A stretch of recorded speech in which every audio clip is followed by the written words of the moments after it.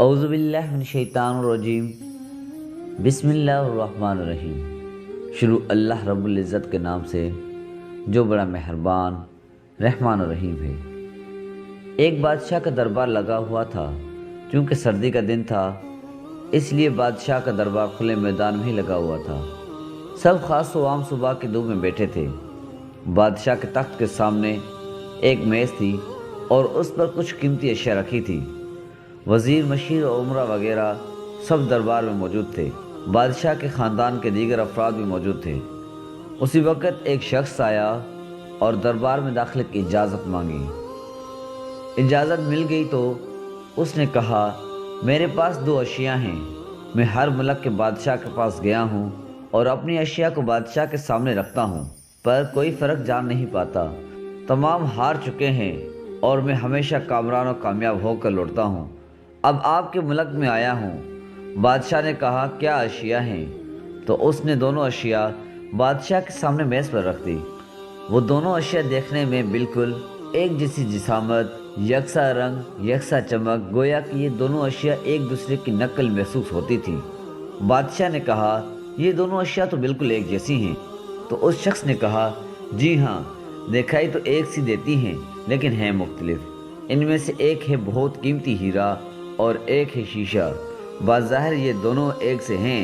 کوئی آج تک یہ نہیں پہچان سکا کہ کون سا ہیرا ہے اور کون سا شیشہ۔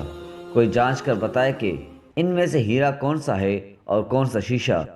اگر کوئی صحیح پہچان گیا اور میں ہار گیا تو یہ قیمتی ہیرا آپ کا ہو جائے گا، لیکن شرط یہ ہے کہ اگر کوئی پہچان نہیں پایا تو اس ہیرے کی جو قیمت ہے اتنی رقم آپ کو مجھے بطور انعام دینا ہوگی۔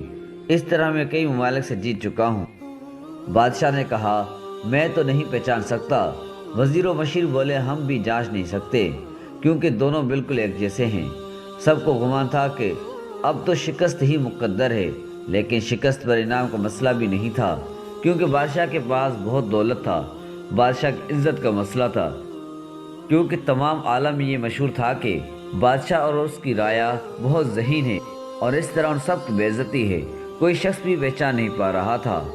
آخرکار تھوڑی سی ہلچل ہوئی۔ ایک نابینا شخص ہاتھ میں لاٹھی لے کر اٹھا۔ اس نے کہا، مجھے بادشاہ کے پاس لے چلو۔ میں نے تمام باتیں سنی ہیں اور یہ بھی سنا ہے کہ کوئی پہچان نہیں پا رہا ہے۔ ایک موقع مجھے بھی دیں۔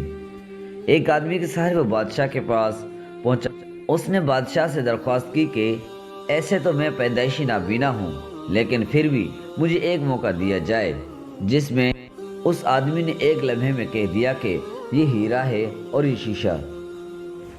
جو آدمی اتنی جگہوں سے جیت کر آیا تھا وہ بہت حیران ہو گیا۔ ٹھیک ہے، آپ نے صحیح پہچانا، آپ کو مبارک ہو۔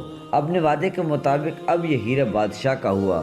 تمام لوگ بہت حیران ہوئے کہ ایک نابینا شخص نے کیسے جان لیا کہ اصل ہیرا کون سا ہے، اور سب نے یہی سوال اس نابینا شخص سے کیا۔ اس نابینا شخص نے کہا کہ سیدھی سی بات ہے، دھوپ میں ہم سب بیٹھے ہیں، میں نے دونوں کو چھو کر محسوس کیا۔